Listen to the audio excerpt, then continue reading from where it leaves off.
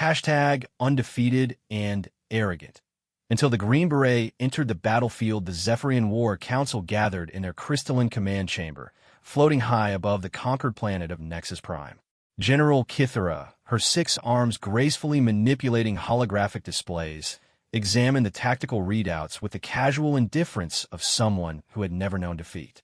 Around her, the other members of the Council, representatives from the mighty galactic dominion's most feared warrior races, nodded in agreement as she outlined their next target. "The humans call it Earth," she said, her voice carrying the melodic tones that had once been used for poetry, but now served to deliver death sentences to entire civilizations. "A backwater planet in what they term the Milky Way galaxy. Our intelligence suggests they have barely achieved faster-than-light travel." Commander Vex of the Thackeray Legions, his massive frame encased in biomechanical armor, let out a rumbling laugh. His species had conquered 47 worlds before humanity had even discovered fire. "General, with respect, why are we even discussing this?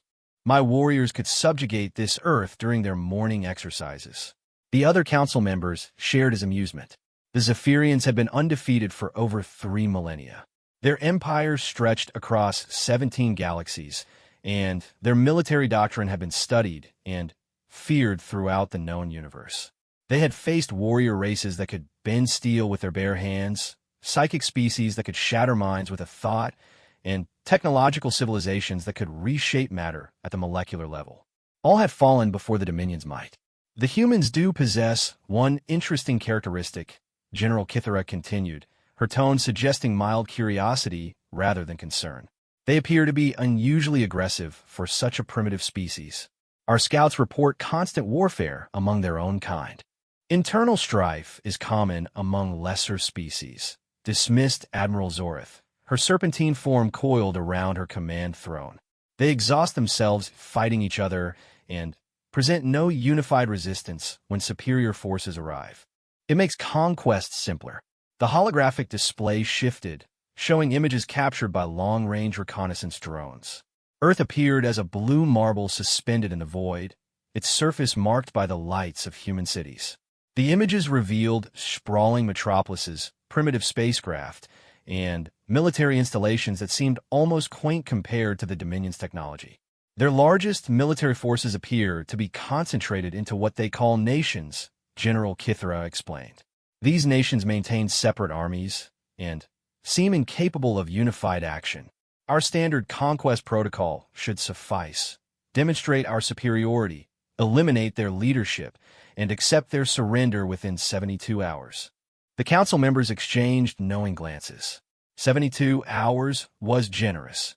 Most civilizations capitulated within the first day once they witnessed the Dominion's technological superiority. Their ships could level mountains, their weapons could vaporize entire city blocks, and their soldiers possessed enhancements that made them nearly immortal in battle. Commander Vex pulled up detailed scans of Earth's military capabilities. Their most advanced weapons appear to be chemical explosives and primitive projectile weapons. Their tanks move slower than our infantry, and their aircraft couldn't penetrate our shielding if they had 1,000 years to try. "What about their space-based defenses?" asked General Kythera, though her tone suggested this was merely a procedural question. "Non-existent," Admiral Zorith replied with a dismissive wave of her tail. "They have a few stations orbiting their planet and some exploration vessels, but nothing that could threaten even our scout ships." The intelligence reports painted a picture of a species barely beyond their planetary cradle. Humans had only recently begun exploring their own solar system. Their technology was centuries behind even the weakest species in the Dominion, and their military forces seemed designed for fighting each other rather than repelling an interstellar invasion. "There is one anomaly in the reports," General Kythera noted, highlighting a section of the intelligence data. "Several of their military units appear to operate with unusual effectiveness despite their technological limitations. They're designated by various names: special forces, commandos, elite units. Our analysts believe these represent the peak of human military capability." Commander Vex studied the data with professional interest. "Enhanced soldiers? Genetic modification? Unknown," the general replied. "The humans seem to rely on extensive training and psychological conditioning rather than technological augmentation. Primitive, but potentially noteworthy. The War Council spent several more hours reviewing the intelligence, but their conclusions remained unchanged.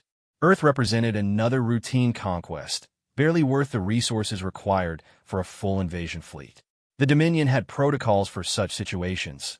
A small force would arrive, demonstrate their overwhelming superiority, and accept the planet's surrender.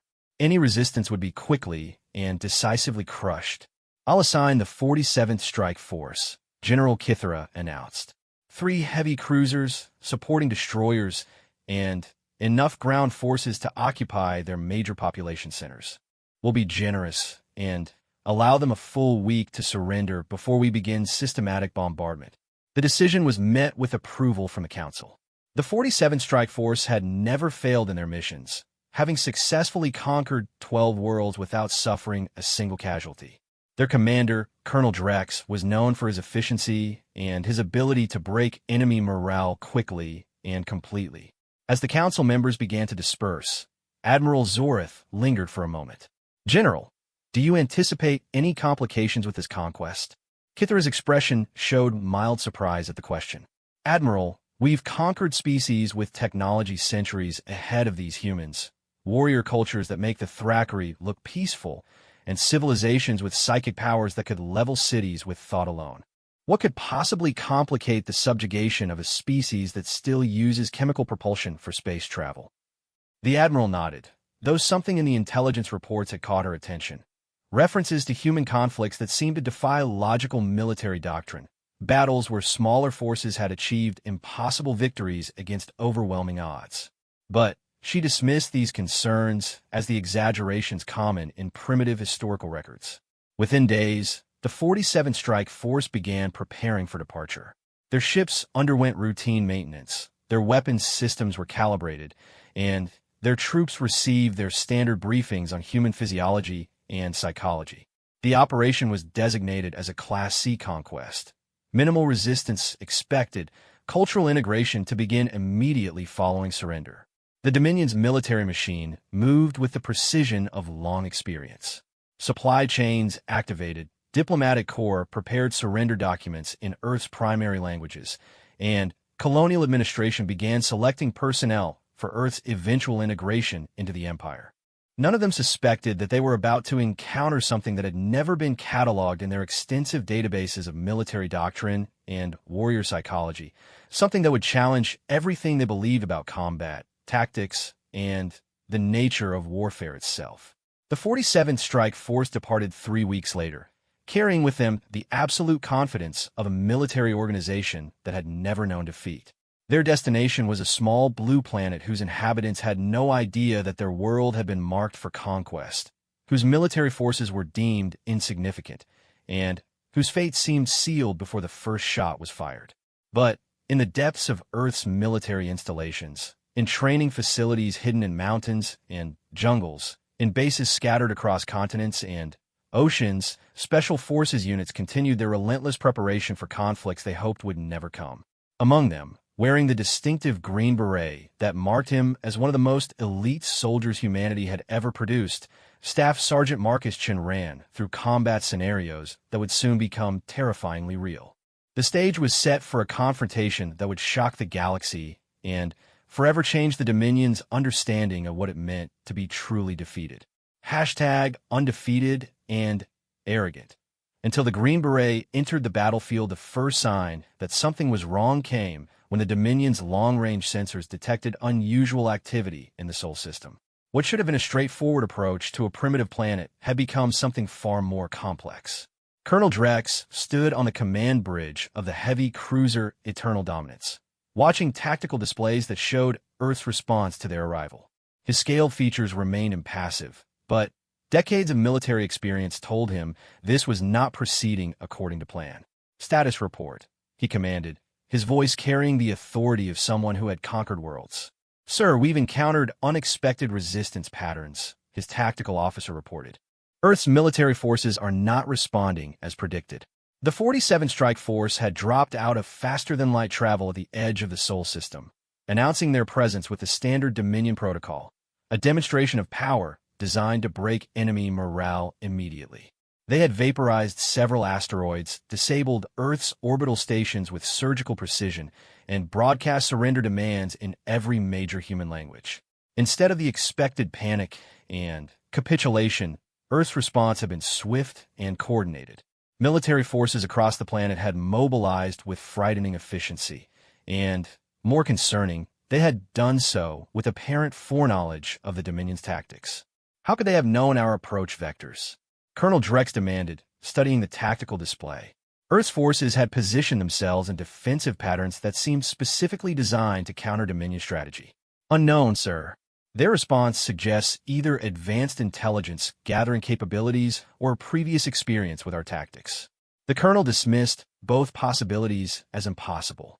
Earth's technology was centuries behind the Dominion's, and no species had ever survived initial contact with the Dominion fleet to share tactical intelligence. On Earth's surface, the response was indeed coordinated, but not through any advanced technology. In command bunkers deep beneath the Pentagon NATO headquarters and military installations across the globe, human commanders were implementing plans that had been decades in the making. Operation Defiant Shield is now active, announced General Patricia Morrison, her voice carrying across the Joint Command Center. All units, execute Protocol 7. The humans had been preparing for this moment since the first radio signals from space had been detected. While the public had dreamed of peaceful first contact, military strategists had planned for the alternative. They had studied every science fiction scenario, analyzed every possible invasion strategy, and prepared countermeasures for threats they hoped would never materialize. But, most importantly, they had trained their special forces for asymmetric warfare against a technologically superior enemy. Staff Sergeant Marcus Chun received his orders while conducting training exercises in the mountains of Colorado. The Green Beret unit had been practicing infiltration techniques against a mock enemy position when the communications array crackled to life with priority alpha signals. All units, this is not a drill. The voice was calm, but urgent. We are under extraterrestrial attack. Execute Contingency Plan Omega. Repeat, this is not a drill. Marcus felt his training take over, the calm focus that had been drilled into him through years of preparation in the world's most elite military unit. Around him, his team members checked their equipment with practiced efficiency. They had trained for this scenario countless times, though none of them had truly believed it would ever become reality. Listen up. Marcus addressed his 12-man team, his voice carrying the quiet authority that had earned him respect among the most elite soldiers in the human military. We knew this day might come. Everything we've trained for, everything we've prepared for, it's all been leading to this moment. The team gathered their equipment. Weapons designed for stealth and precision, explosives optimized for maximum impact with minimal signature, and communication devices hardened against electromagnetic interference. They had trained with captured alien technology during the secret programs that officially didn't exist, and they understood the enemy's capabilities better than the aliens suspected. Above them, the Dominion fleet was discovering that their technological superiority wasn't translating into the easy victory they had anticipated. Sir, we're detecting massive troop movements across the planet's surface, the tactical officer reported to Colonel Drex. Their military forces are dispersing into what appears to be guerrilla warfare formations. Guerrilla tactics? The colonel's voice carried disbelief. Against a fleet capable of orbital bombardment. The tactical display showed human forces breaking into small units and disappearing into terrain that would provide cover from aerial observation. Forests, mountain ranges, urban areas, and underground networks were swallowing entire army divisions. They're making themselves difficult to target, the tactical officer explained. Our orbital bombardment protocols are designed for large-scale military installations and mass troop formations. These dispersal patterns would require precision strikes against thousands of small targets. Colonel Drex studied the display with growing frustration. The Dominion Standard Operating Procedure called for the destruction of major military assets, followed by demands for surrender. But these humans were denying him clear targets, forcing him into exactly the kind of prolonged engagement the Dominion sought to avoid. Deploy ground forces, he ordered. If they want to hide in holes, we'll dig them out. The first wave of Dominion troops descended in heavily armored dropships, Their destination, the major military installation at Fort Bragg. Intelligence indicated it was a training facility for Earth's special forces. Eliminating it would cripple the humans' most effective military units.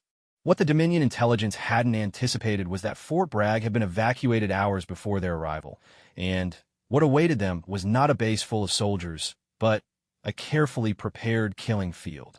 Marcus and his team were positioned in the dense forest surrounding the base, part of a larger network of special forces units that had turned the entire area into an elaborate trap. They watched through advanced optics as the alien dropships settled onto what should have been empty ground. Target acquisition confirmed. Marcus spoke quietly into his radio. 12 dropships, estimated 200 hostiles. The response came from other teams positioned around the perimeter. Alpha team in position. Bravo team ready. Charlie team standing by. The Dominion soldiers that emerged from the dropships were impressive specimens. Heavily armed, technologically advanced, and confident in their superiority. They moved with the precision of elite troops, their energy weapons sweeping the area with professional competence. What they didn't detect were the human soldiers who had been trained to be invisible. Marcus watched the aliens advance toward the abandoned base, noting their movement patterns, their communication protocols, and the capabilities of their equipment. This was intelligence that would be crucial for the larger resistance effort. Remember, he whispered to his team, we're not trying to win a conventional battle. We're trying to prove something that's never been proven before. The aliens were approaching the prepared positions now, their confidence evident in their casual formation and relaxed postures. They had conquered dozens of worlds with exactly this kind of operation. Marcus gave the signal. The attack began with absolute silence, suppressed weapons taking down sentries, vibroblade knives eliminating communications personnel, and precise explosives disabling equipment without alerting the main force. The human special forces moved through the alien formation like ghosts, striking without warning and disappearing before retaliation could be organized.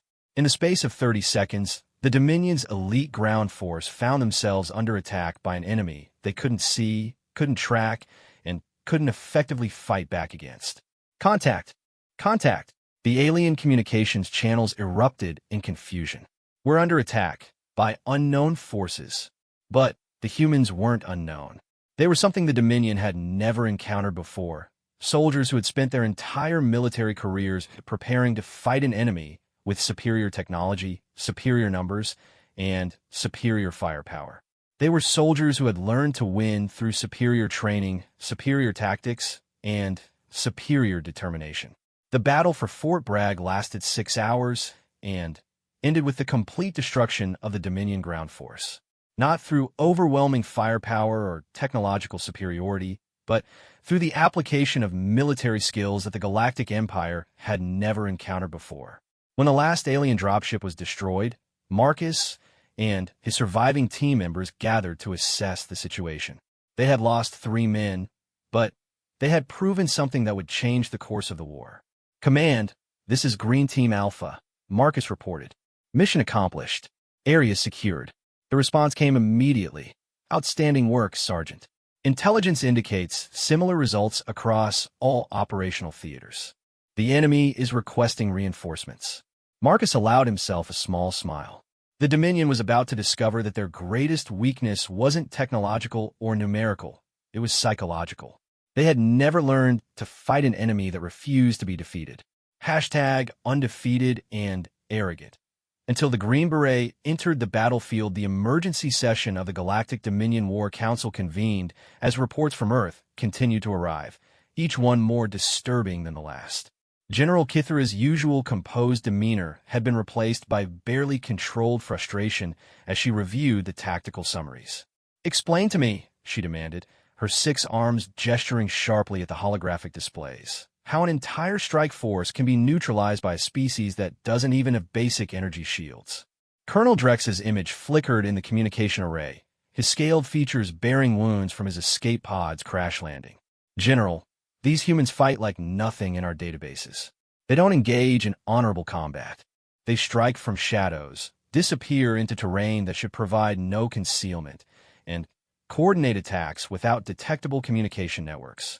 Commander Vex leaned forward in his throne, his massive frame crackling with barely restrained energy. You're telling us that primitive humans defeated Dominion forces through hiding? Not hiding, Colonel Drex corrected, his voice tight with frustration. They've weaponized invisibility. Our thermal sensors detect nothing. Our motion detectors register no movement. Our electromagnetic scanners show no equipment signatures. Yet somehow, they appear exactly where and when they need to strike maximum damage. The War Council exchanged uneasy glances. The Dominion's military doctrine had been perfected over millennia of conquest. They relied on superior technology, overwhelming firepower, and the psychological impact of their proven invincibility. Never before had they encountered an enemy that simply refused to engage on their terms. What about orbital bombardment? Admiral Zorith asked, her serpentine form coiled tightly around her command throne. Reduce their hiding places to rubble. We tried that approach on the second day, Colonel Drex replied. We targeted every forest, mountain range, and urban center where resistance forces had been detected. The humans simply adapted. They moved deeper underground, spread out further, and began using our own bombardment to create new defensive positions. General Kithra pulled up tactical recordings from the Earth operation, studying them with the intensity of someone whose entire worldview was being challenged. The footage showed Dominion soldiers, warriors who had conquered civilizations across 17 galaxies, being systematically eliminated by enemies they never even saw. These Green Berets, she said, highlighting specific engagement reports. Our intelligence suggests they're the primary threat. What do we know about them? The tactical display shifted to show intercepted human communications and reconnaissance data. They appear to be the peak of human military capability, Colonel Drex explained. Extensively trained in what they term unconventional warfare.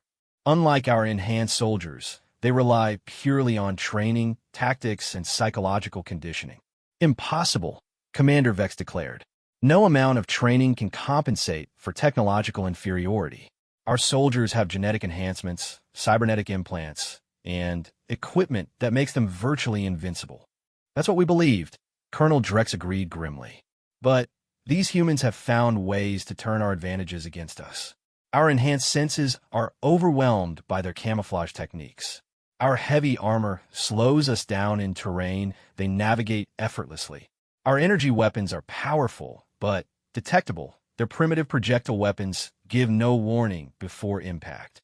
On Earth, the Resistance was indeed adapting and evolving with frightening speed. Marcus Chun and his team have been operating behind enemy lines for 3 weeks now, and they had learned to read the alien psychology as effectively as any technical manual. They're predictable, Marcus explained to a gathering of Special Forces commanders in a hidden bunker deep beneath the Appalachian Mountains. They rely on their technology and their reputation. They expect enemies to fight them directly and honestly. The assembled commanders, Green Berets, Navy SEALs, Delta Force, SAS, Spetsnaz, and elite units from every major military in the world. Listen with the intense focus of professionals learning to fight an entirely new kind of war. Their tactical doctrine is based on demonstrating superiority, Marcus continued, pointing to captured alien equipment spread across makeshift tables. They want quick, decisive victories that break enemy morale. They're not prepared for extended campaigns against an enemy that refuses to break. A British SAS captain raised his hand. What about their reinforcements? Intelligence suggests they've called for additional fleets. That's actually working in our favor, Marcus replied with a thin smile. The more forces they commit to Earth, the more they're learning that their conventional tactics don't work here. And every lesson they learn the hard way is another crack in their psychological armor. The truth was the human resistance was doing something that had never been done in the Dominion's 3,000-year history. They were teaching the Galactic Empire's military forces how to fail. Every engagement followed the same pattern. Dominion forces would land, expecting to face organized military resistance that could be defeated through superior firepower. Instead, they encountered enemies who struck from unexpected directions, used terrain in ways that defied conventional military doctrine, and disappeared before retaliation could be organized. More disturbing to the Dominion command was the psychological effect these encounters were having on their troops. Warriors who had never known defeat were beginning to show signs of stress, uncertainty, and something that had no equivalent in their military vocabulary: fear. "Sir," Colonel Drex's tactical officer reported during one of their regular briefings, "we're detecting unusual behavior patterns among our ground forces." "Explain," the colonel demanded. "Our soldiers are requesting additional reconnaissance before missions, demanding larger support units for routine operations, and showing reluctance to enter terrain where human forces might be concealed." Colonel Drex studied the reports with growing concern. These were symptoms of an army that was losing confidence, and confidence was the foundation upon which all Dominion military power rested. The situation came to a head during the 4th week of the occupation attempt, when Marcus and a joint special forces team launched what would become known as Operation Ghost Strike. The Dominion had established a major command center in the ruins of Atlanta, believing that the urban environment would limit human mobility and provide clear sight lines for their defensive systems. They had fortified the position with their most advanced equipment and stationed their best troops, warriors from the elite Thackeray Guard, to defend it. Marcus studied the alien installation through advanced optics from a building 3 miles away. The fortress was a masterpiece of alien military engineering: energy shields, automated defense systems, overlapping fields of fire, and enough firepower to level a small city. "Conventional wisdom says this is impregnable," he noted to his team. "So we're going to do something unconventional." The attack began at dawn, but not with an assault on the fortress itself. Instead, human special forces teams struck simultaneously at 12 different supply depots, communication relays, and support facilities scattered across the region. Each strike was precisely timed, carefully coordinated, and designed to create maximum psychological impact. The Dominion forces in the main fortress found themselves cut off from their support network, blind to regional intelligence, and under constant harassment from an enemy they couldn't locate or engage effectively. Within hours, the impregnable fortress had become an isolated target, surrounded by human forces who seemed to appear and disappear at will. "They're not trying to storm our defenses," the Thackeray commander realized with growing alarm. "They're trying to drive us insane." For 72 hours, the siege continued. Human forces maintained constant pressure without ever presenting a target for the fortress's massive weapon systems. Sleep became impossible. Routine operations became exercises in paranoia. The psychological strain began taking its toll on troops who had never experienced prolonged stress in combat. On the 3rd night, Marcus led a small team into the fortress itself, not through the heavily defended entrances, but through maintenance systems that the aliens had never considered vulnerable. They planted explosive charges at critical support points, disabled key systems, and disappeared before the fortress security could respond.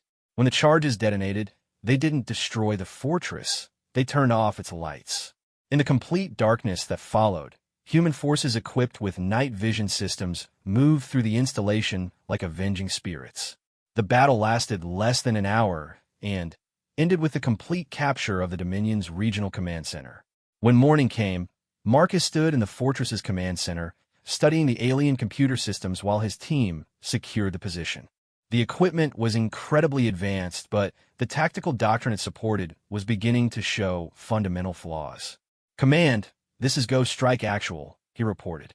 "Package secured. Intelligence harvest in progress." The response came immediately. "Outstanding work, Sergeant. Be advised, we're detecting massive fleet movements in the outer system. The enemy is committing everything they have." Marcus nodded grimly. The Dominion was about to make their final play, and humanity was ready to teach them the most important military lesson they had never learned. Sometimes the strongest enemy isn't the one with the biggest guns. It's the one who refuses to quit. #undefeated and arrogant. Until the Green Beret entered the battlefield, the massive Dominion war fleet that assembled in the outer reaches of the Sol system represented the largest military force ever deployed against a single planet. General Kithara commanded from the flagship Inevitable Victory, a dreadnought so vast that it carried its own manufacturing facilities and housed a crew of over 50,000. "This ends now," she declared to the assembled fleet commanders. We will demonstrate to these humans what happens when primitive species attempt to resist the Dominion. The fleet contained 700 warships, including 37 dreadnoughts, over 100 heavy cruisers, and enough supporting vessels to conquer an entire star system. The troops aboard numbered in the millions, warriors from every conquered species, armed with weapons that could level mountains and protected by armor that could withstand nuclear explosions. Ma'am, her tactical officer reported, we've analyzed all engagement data from the surface operations. We believe we've identified the humans' weaknesses. General Kithara studied the tactical analysis with the focused intensity of a commander whose reputation depended on this victory. Proceed. The humans excel at small unit tactics and guerrilla warfare, but they lack strategic mobility and cannot mass forces effectively against a determined assault. If we land overwhelming numbers simultaneously across multiple continents, their special forces units will be unable to respond to all threats. It was sound military logic, based on conventional tactical doctrine that had proven successful across thousands of worlds. What the Dominion strategists failed to understand was that human special forces had never been designed to fight conventional battles. On Earth, the Resistance leadership had been tracking the alien fleet movements and preparing their own final gambit. In the deep command bunkers, General Morrison reviewed intelligence reports with the calm focus of someone who understood that the next 72 hours would determine humanity's future. They're committing everything, she noted, studying the fleet composition data. 700 ships, multiple army groups, enough firepower to sterilize the planet's surface. Recommendations, she asked the assembled Special Forces commanders.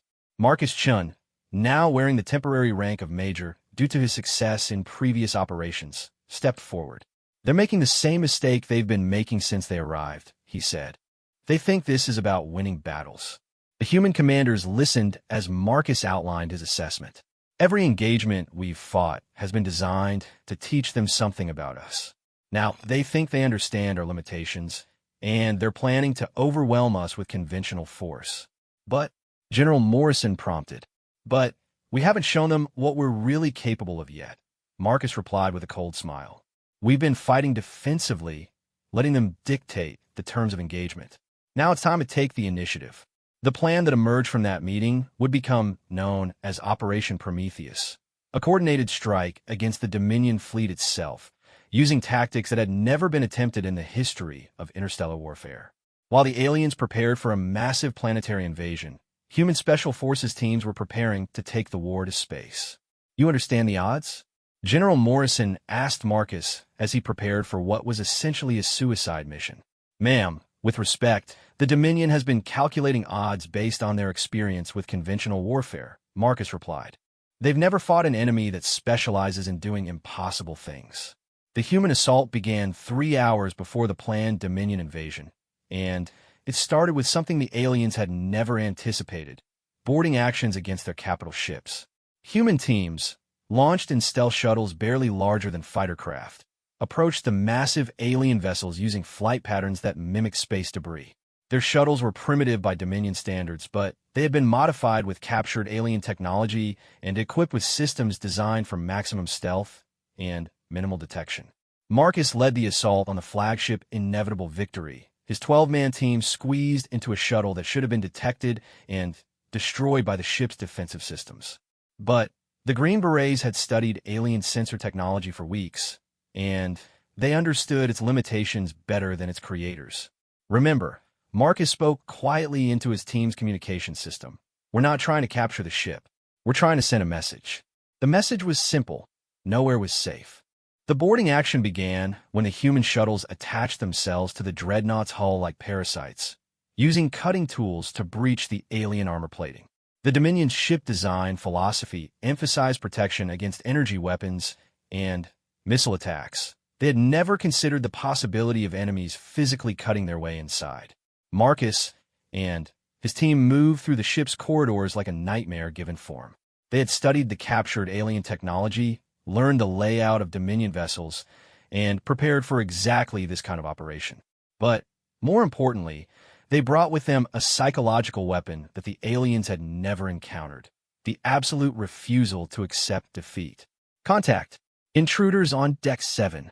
The ship's communication systems erupted in alarm as human teams began their systematic assault on critical systems. But the humans weren't attacking randomly.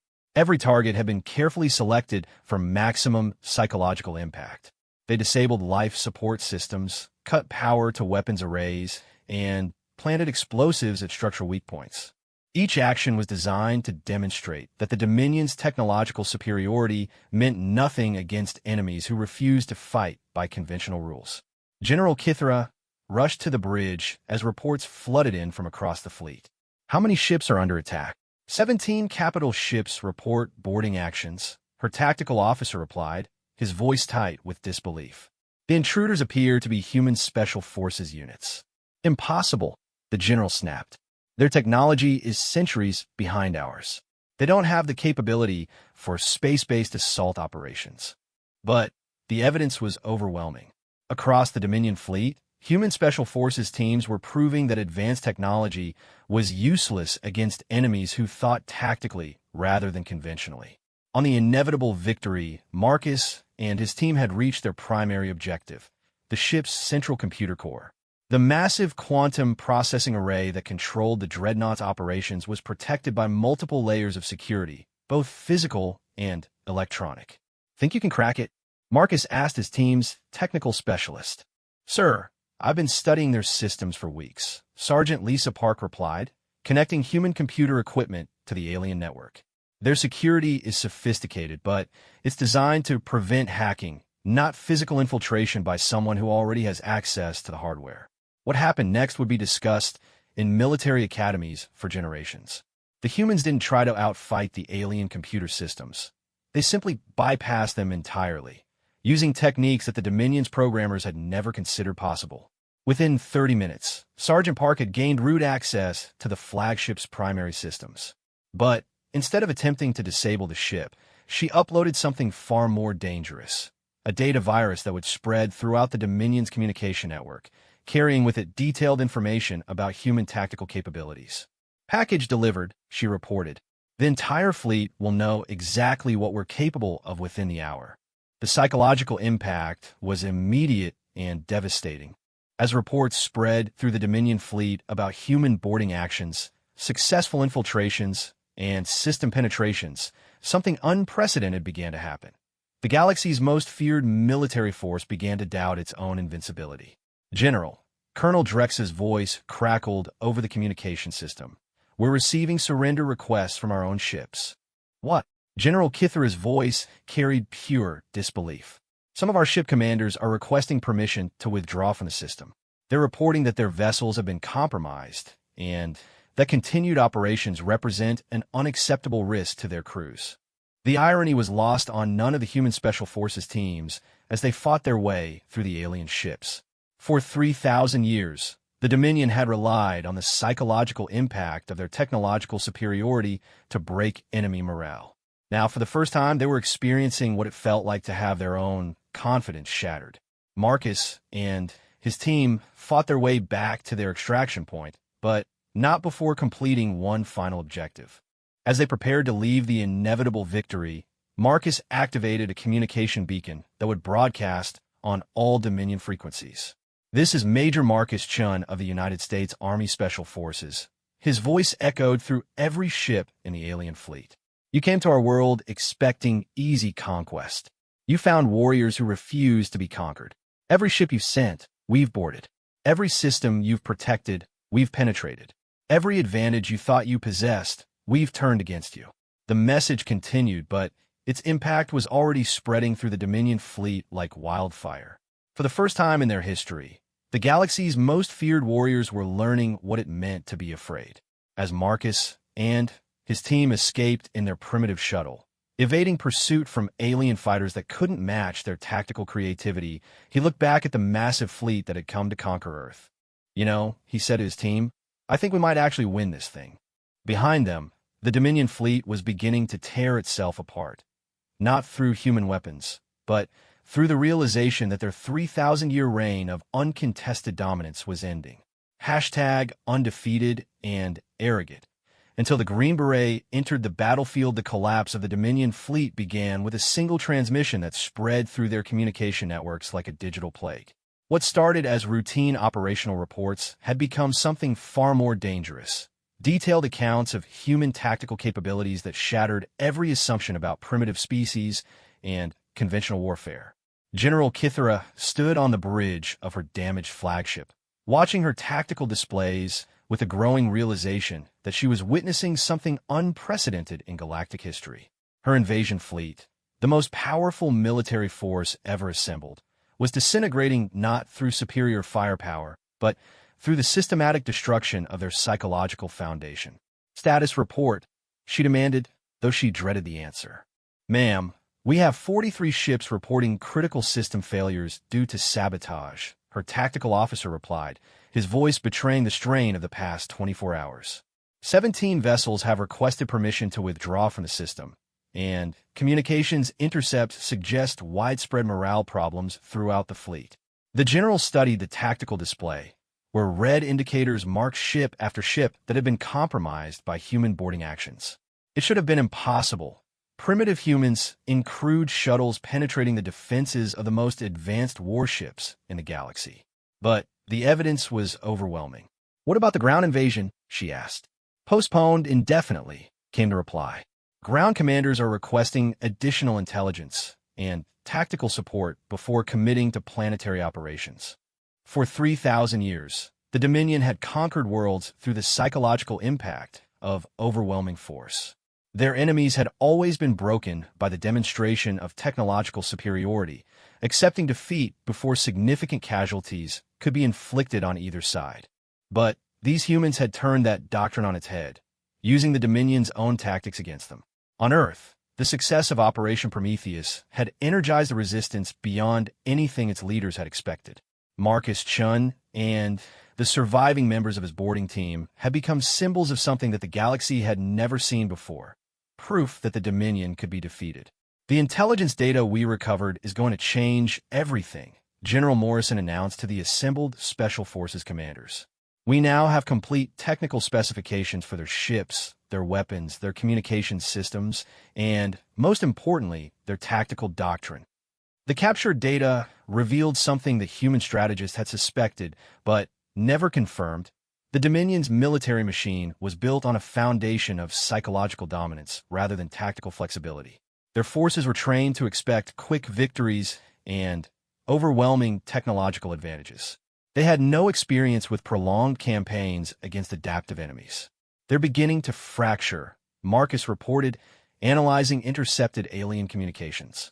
"Their ship commanders are starting to question orders. Their ground forces are requesting support that doesn't exist, and their strategic planning is breaking down under the stress of fighting an enemy they don't understand." But the most significant development came from an unexpected source. Deep within the Dominion fleet, something was happening that had never occurred in their military history. Individual commanders were beginning to think for themselves.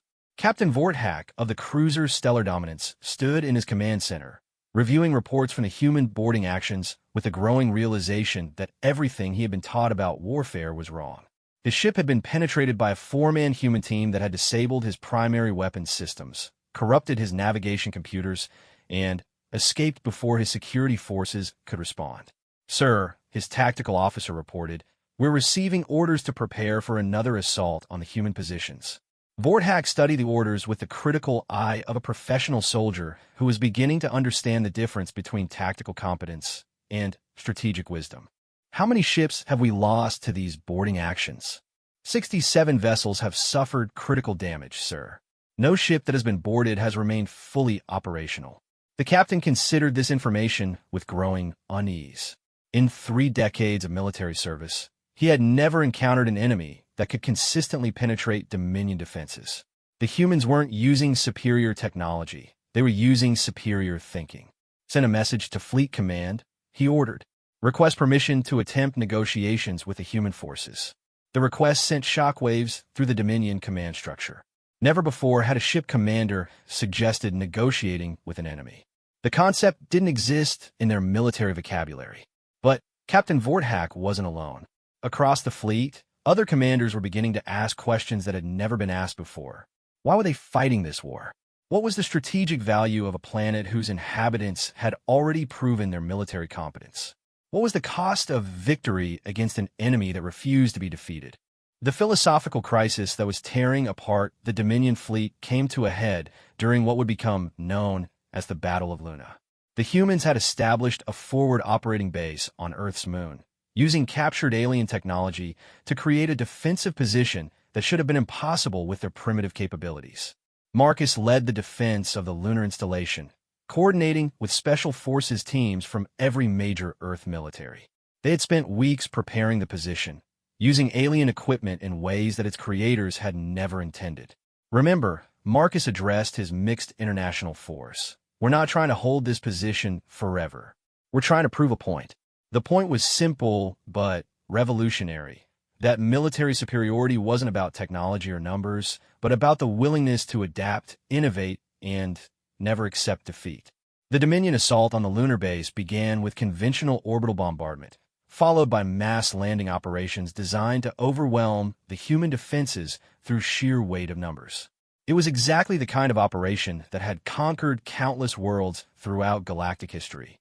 But the humans had prepared something that no Dominion enemy had ever attempted, a defense based on turning the enemy's strengths against them.